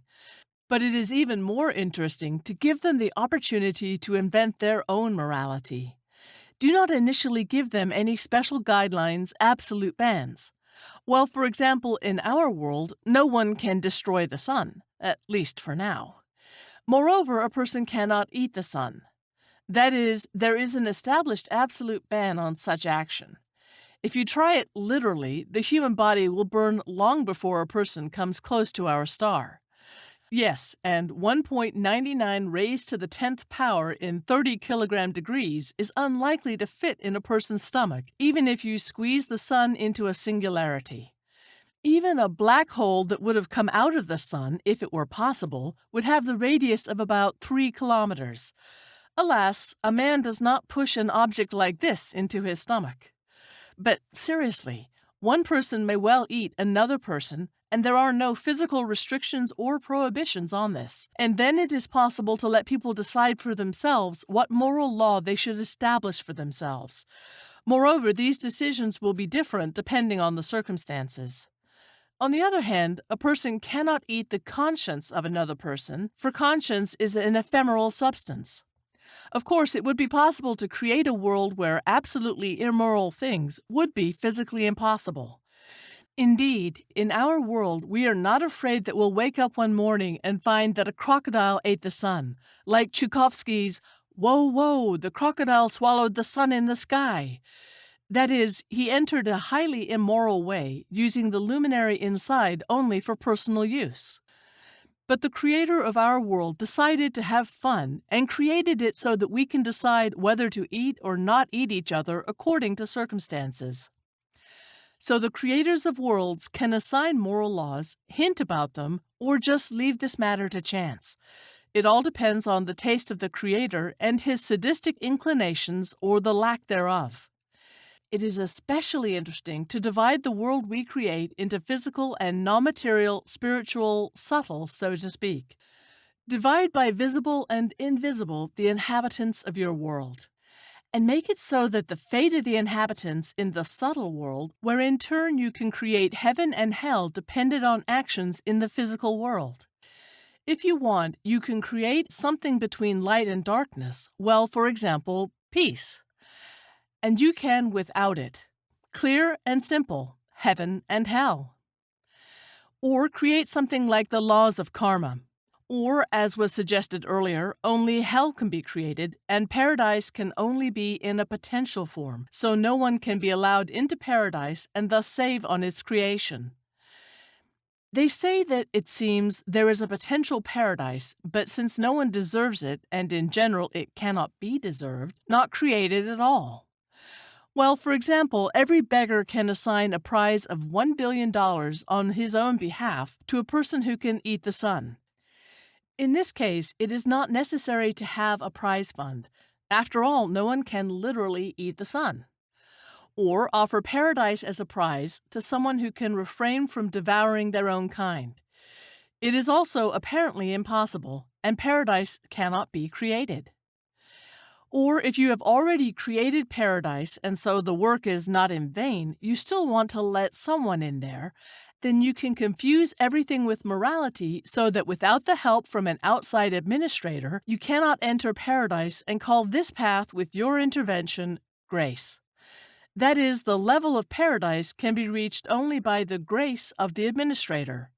And here it is possible to have fun with the principles of selection. You can accidentally, as in a lottery, but offer it only to those who ask politely, and it is possible to do both in the mood. And let the philosophers of your world puzzle over moral paradoxes. In general, the more absurd and illogical the moral law of your world turns out to be, the more interesting it is to observe how its inhabitants suffer. And in order not to incur their reproaches, make sure that these tortures go to their benefits and are even necessary.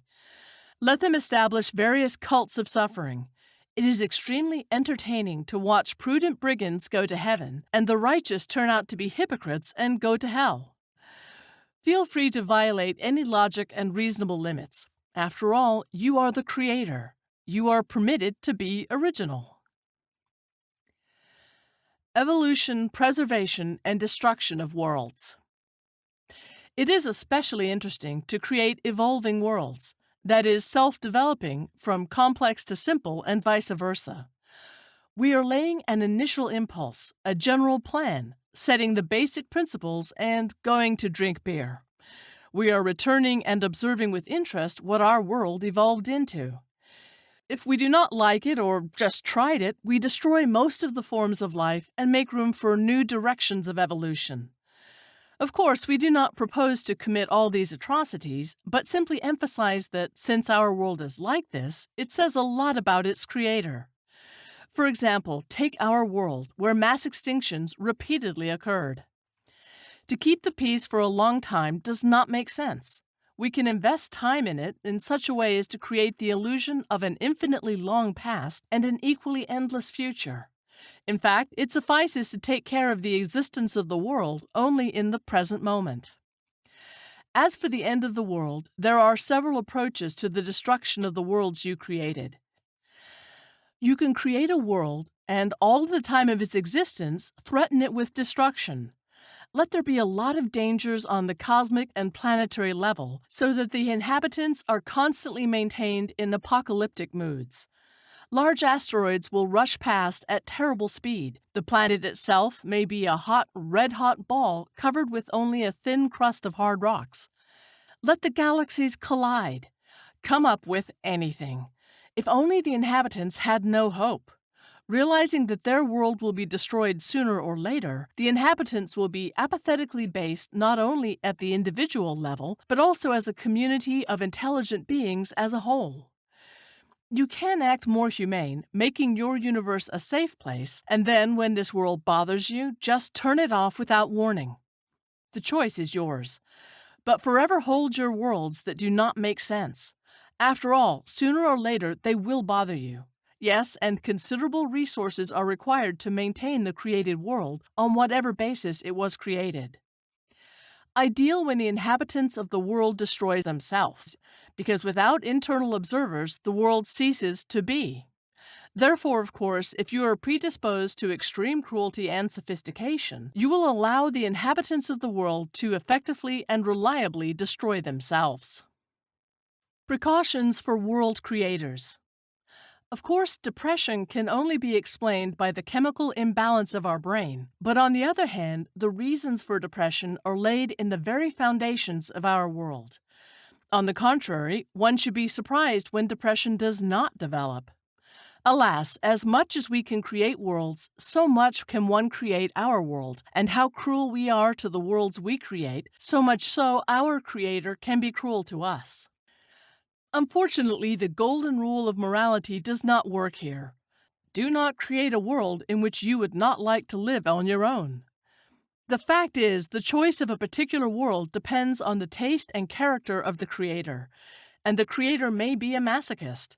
He will want to create, for example, the tragic world, and he will love him so much that he will wish to become one of its inhabitants and to endure all of the torment connected with it. Do not follow these sad examples.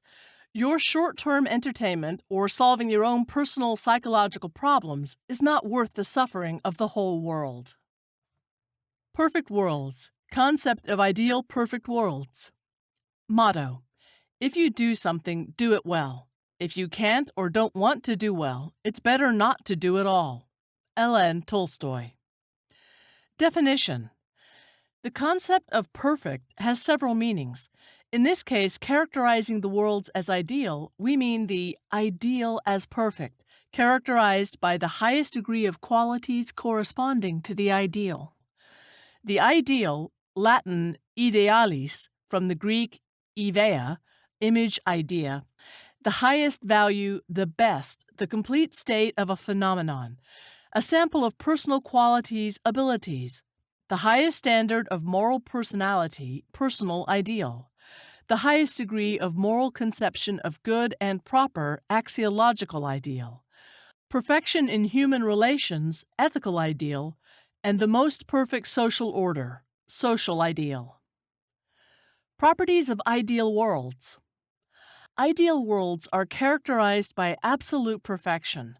Absolute means perfect, complete, universal, unconditioned, and free from limitations. Perfection is the fullness of all virtues, the highest degree of positive qualities. An example of positive properties are joy and creativity. Purpose. Create the inhabitants and the world around them so that they are peace-loving, free, happy, reasonable, calm, and creative creatures. Could support the ideality of their world and create new ideal worlds. Overtask. Creating ideal worlds will prove that our world in which we live is not ideal, and that ideal worlds are possible, and therefore the non-ideality of our world is the free choice of the Creator. Start. To create a perfect world, you need immediately the perfect form. The presence of development is characteristic of a non-ideal world. It suggests that it used to be worse and better, which means that at the time when it was worst, the world was not perfect. Even less ideal is the world in which it was better and worse. In an ideal world, neither development nor degradation is tolerable. The existence of the world. The passage of time can be allowed, because if negative events are impossible in an ideal world, then time does not make much sense on a world non-ideal. Changes to the contrary are possible due to the passage of time, but these changes are good because there are an infinite number of good options. The end of ideal worlds. The ideal world has no end, for having an end will make any ideal world not perfect. If the Creator is bored to maintain an ideal world, or for some reason he cannot support it, this world simply needs to be turned off without any process of destruction. Such an end will not appear tragic and in no way impair the ideality of the world, because during the existence of the ideal world, its inhabitants cannot assume the possibility of its non-existence in the past and the possibility of termination of the existence of the world in the future. Having such an opportunity to complete the existence of an ideal world without the concept of the end of the world in this world itself, says our non-ideal world was created by our Creator intentionally in such a way that we can assume the possibility of the end of the world, consider its scenarios both on a personal and on a planetary and even a universal level. Such a painful awareness, given even to the most primitive people, indicates the Creator's intentional desire to make our world fundamentally tragic, even if He does not intend to carry out such apocalyptic plans. For the expectation of the apocalypse is much more painful than a painless, sudden, and unpredictable complete cessation of existence. The presence of a certain part of our world, which we can call the otherworldly, on the one hand softens the possibility of the end of the world, limiting it only to our so-called visible material world, but on the other hand introduces uncertainty regarding our existence in the other world, paradise and hell, which complements the tragedy and torment of our being. Disappointment in this so-called real world forces one to come to the conclusion that the other world, unfortunately, may well be quite disappointing. So you cannot create a paradise at all, putting everyone in hell. But the paradise created in order that hell was enviable and even more painful only emphasizes the tragic and agonizing concept of the Creator about our world. Moreover, the paradise for sinners becomes more painful than hell, and therefore sending them to hell is a paradoxical act of mercy of the Creator. Thus, the creation of an ideal world without an end is not only no more difficult than the creation of a non-ideal world in which the end is laid in the very structure of the world, but much simpler. Thus, the awareness of the finiteness of our world is the result of the direct and deliberate act of the creation of the Creator, who wanted to make our world painful and tragic, which contrasts sharply and contradicts some divine attributes of grace. The justification for such a decision by the Creator is a statement that having an end implies the need for repentance and self-improvement, but in an ideal world the inhabitants are already perfect from the beginning. There is no need to create perfect beasts, laying in them and in their world the possibility of damage, original sin, and imperfections. Namely, plant the notorious forbidden tree or locate it in the immediate availability of the creatures. Such a decision can only arise if the Creator wishes to create a tragic world, painful for its inhabitants. Inhabitants of perfect worlds. Inner essence. The inhabitant of ideal world is not born and does not die. He is convinced that he existed and will always exist. To do this, he should invest in an infinite memory of the ideal past in the form of positive confabulations. That is, when a denizen turns his memory into the past as needed, he creates memories of his ideal existence. Anatomy and physiology. To create the inhabitants of the ideal world by material and even more so biological beings is incompatible with the concept of ideality. Although the definition of materiality itself arises and is confirmed on the basis of our senses, modern studies of cognitive processes have shown that it is not possible for a person to know for sure what reality is. The brain does not know the difference between imagination and reality or memory. The reproduction of one and the other is carried out by the same brain cells. In these real imaginary worlds, man is guided by cognitive strategies. He chooses on the basis of certain criteria from the mass of possibilities and imaginations what he considers to be real, a real memory. These cognitive strategies, which may be erroneous or partially erroneous, form the fundamental criterion of reality. The problem of distinguishing between real and imaginary is the main task of knowledge. Self-consciousness of the inhabitants of ideal worlds. The inhabitant of ideal worlds possesses the fullness of self-awareness as a free, kind, creative, and active individual. The appearance of inhabitants of ideal worlds. Anyway, in the guise of the inhabitant of an ideal world, no deformity is allowed, that is, the property of an object to cause its kind of disgust, hostility.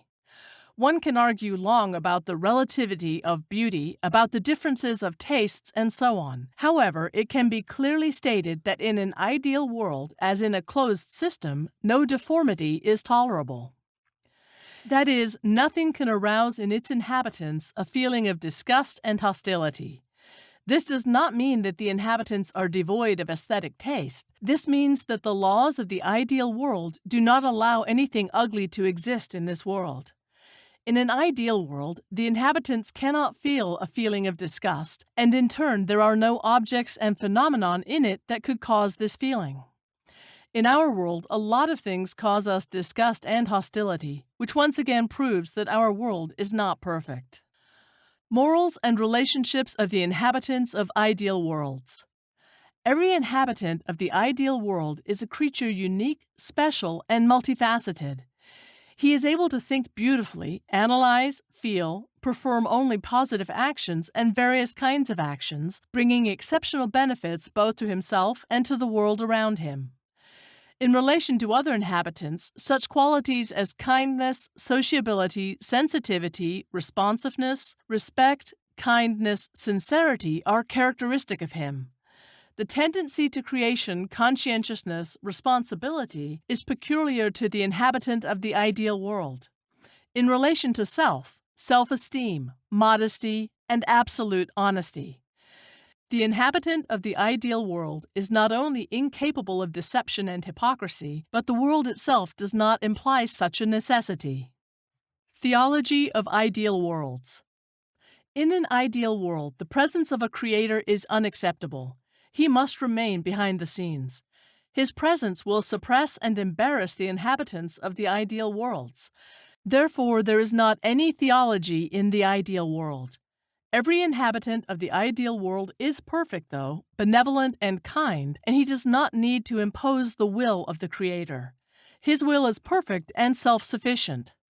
Philosophy of ideal worlds. Our entire earthly philosophy tries to explain or justify the non-ideality of our world, while the description of ideal worlds fits on a couple of pages.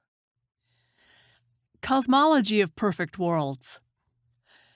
The universe of the ideal world should not be too large, since its colossal dimensions will cause its inhabitants to get a sense of their own insignificance. Also, the size of the universe should be stable and unchanged, since neither the expansion of the universe nor its collapse can create a calm confidence in the future of its inhabitants.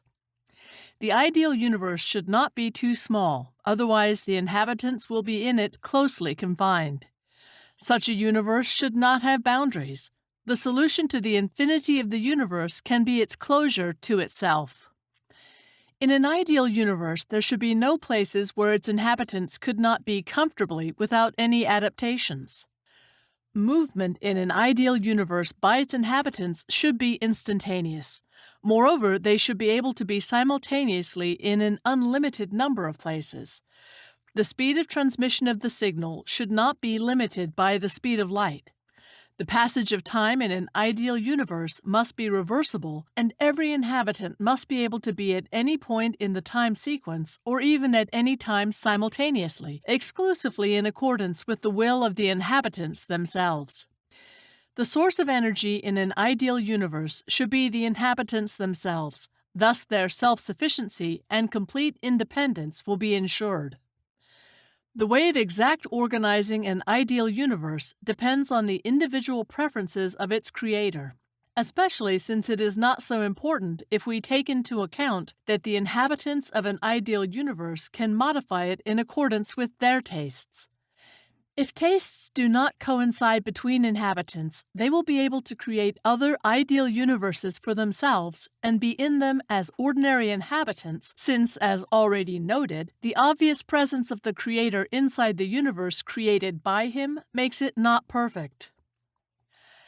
It makes no sense to indicate which astronomical objects should be in the ideal universe, since, provided that these objects cannot in any way harm or confuse the inhabitants, these could be planets, stars, and galaxies, or just some kind of clouds.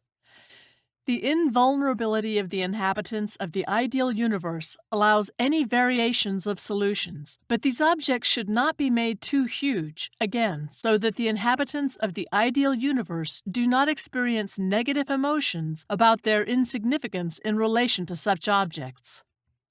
Residents, if necessary, should be able to occupy as much space as they please, and it should be possible to occupy the same space to an unlimited number of inhabitants without any inconvenience for themselves and others.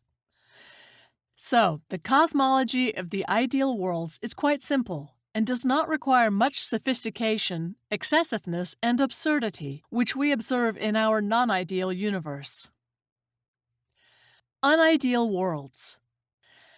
Describing the worlds as imperfect, we mean the imperfect as not corresponding to the ideal.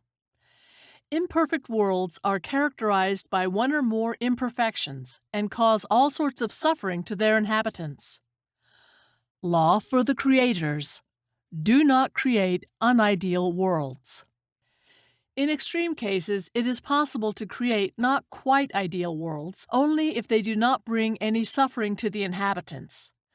If the imperfect world is tormenting for the inhabitants, then the Creator commits a crime against the inhabitants of his world. Moreover, even if the Creator wishes to become one of the inhabitants of his world and to suffer with them, this in no way serves him as an excuse. Still, creating such worlds is mean, low, and cruel, and no higher considerations according to the Creator can justify the act of such a creation. Let's look at various imperfect worlds. Of course, they may have different imperfections that torment the inhabitants, but still, with a view to ordering, we will try to describe various non-ideal worlds in accordance with the prevailing characteristics of their imperfections. Chaotic worlds. There is no order in chaotic worlds. Events are not predictable. Inhabitants are subject to constant hazards and die in large numbers. Chaos is generally not compatible with perfection. Existence in the chaotic world is extremely painful for the inhabitants. Their attempts to somehow organize their lives everywhere are failing. Moreover, the more chaos in the world, the more its inhabitants suffer. In such worlds, constantly here and there, hurricanes rage, wars between the inhabitants flare up. They live on planets which are balls of fire covered with a thin crust of rocks. Volcanic eruptions, falling meteorites constantly threaten their inhabitants. And of course, entropy must be present in such a world as the main condition for the basic destruction of everything. Primitive worlds. The inhabitants of the primitive worlds are extremely limited in their abilities. They can practically change nothing in such worlds to make them more acceptable. The inhabitants of the primitive worlds have an awareness of their primitiveness and the primitiveness of their world, which causes particular suffering. Pagan worlds. In the pagan worlds, various deities and demons operate. They make the existence of the inhabitants of such worlds extremely painful. For no reason, these deities humiliate, torture, and destroy the inhabitants. At the same time, they themselves can be completely suffering beasts. An example is the Greek mythology. Dogmatic worlds. In the dogmatic worlds, certain dogmas are revered as deities. They are above rationality and reason. Dogmas prevail over the inhabitants, who are completely subordinate to them. These are painful worlds. Despotic worlds. In the despotic worlds, hierarchies are built up in which everyone, beginning with the creator, suppresses and terrorizes the inhabitants, imposing their will on them. In a world in which the inhabitants voluntarily subordinate their will to a despot is considered especially sophisticated. Tragic worlds. The tragic worlds are characterized by the constant play of tragedies, the lack of reasonable exits. In such worlds, the Creator himself is involved in the tragedy of his world. He even becomes one of the inhabitants and takes upon himself all of the blows and injustices of the world he created. Racial, caste, and class worlds. In such worlds, inhabitants are divided into races, castes, and classes. An irreconcilable struggle arises between them, war and mutual destruction. Moreover, the basis of division can be as insignificant as the color of the outer cover of the occupant's body, the nature of his occupation, or a completely insignificant sign. Heroic worlds. In heroic worlds, nothing significant can be accomplished without great effort, and only by being exposed to terrible danger. Everyone suffers, both heroes and those who are not capable of heroism. Scientific worlds. In the science-like worlds, everything has a scientific explanation. No matter how incredible the phenomenon is, it will surely find some scientific explanation, which, however, can almost immediately be refuted. The inhabitants of such a world suffer from the inexplicability of the explicable. In such worlds, even the definition of the concept zero and infinity turn out to be inconsistent, and despite the fact that all phenomena are explained by science, all sciences are based on some improvable axioms. Ascetical worlds. Inhabitants of the ascetic worlds suffer in particular sophistication. Everything is possible for them, but they limit themselves in all of them in order to achieve some kind of supreme good, when actual fact is not. Hedonic and mercantile worlds. The inhabitants of such worlds suffer from the impossibility of attaining saturation. They all drag themselves into their holes until they suffocate from being sat down. Comic worlds. In the comic worlds, the Creator, without hesitating, mocks and laughs at the inhabitants of the world, putting them constantly in comic and humiliating situations. At the same time, the inhabitants of comic worlds are not at all funny. Infantile worlds. In infantile worlds, inmates play toys for life. For example, they can imagine that they are teddy bears like Winnie the Pooh. The inhabitants, of course, suffer, most often from eating honey and the inability to get out of the hole of the rabbit who treated them to this honey. Erotic worlds. In erotic worlds, everything is subordinated to the desire to perform unintelligible actions, from which, at first, inhabitants feel very good, but then very bad. An example of the hypererotic world can serve as bedbugs. Idiotic worlds. In idiotic worlds, everything is arranged in an idiotic way, which causes incredible suffering among the inhabitants, who, although they themselves are idiots, are aware of their idiocy for even greater cruelty. Nightmare worlds. In such worlds, everything ends in nightmare. For example, blooming children turn into disgusting old men and women, die and rot in graves with worms. Love turns into hate, loyalty, betrayal, freedom, slavery, and justice, disgusting deception. Guide to Independent Creation. An imperfect creator can create a perfect world, so go ahead. As we have shown in this audiobook, the creation of ideal worlds is quite simple, but the perfect creator cannot create an imperfect world. For the ideal creator will never create a non-ideal world, as this will automatically make him non-ideal and imperfect. Please, be conscientious. Do not create imperfect worlds.